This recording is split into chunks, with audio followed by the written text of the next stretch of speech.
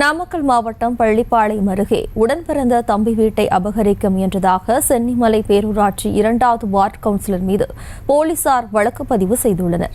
கூடுதல் விவரங்களோடு நமது செய்தியாளர் தங்கமணி இணைகிறார். வணக்கம் தங்கமணி, மேலும் விவரம்.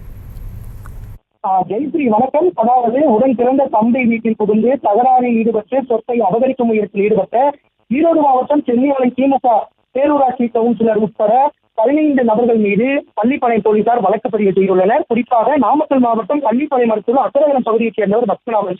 இவருக்கு அப்பகுதியில் சொந்தமாக வீடு உள்ளது. இதில் வீட்டின் கீழ் பகுதியில் உள்ள 4 வீடுகளை பத்மநாபன் வாடகைக்கு விடப்பட்டுள்ளார். இந்த நிலையில் ஈரோடு மாவட்டம் சென்னிமலை டவுன் பஞ்சாயத்தில் திமுக கவுன்சிலராக உள்ள உடன் பிறந்த சகோதரியான கலைச்செல்விக்கும் பத்மநாபனுக்கும் வீடு தொடர்பாக குடும்ப பிரச்சனை இருப்பதாக கூறப்படுகிறது.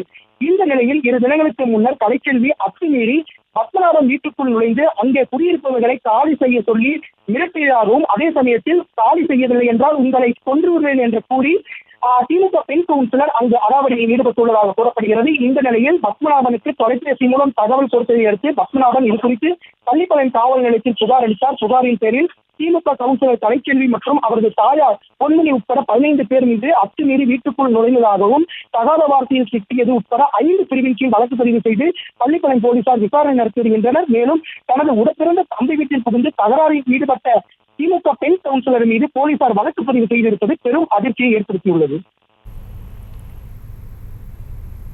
விவரங்களுக்கு நன்றி தங்கமணி.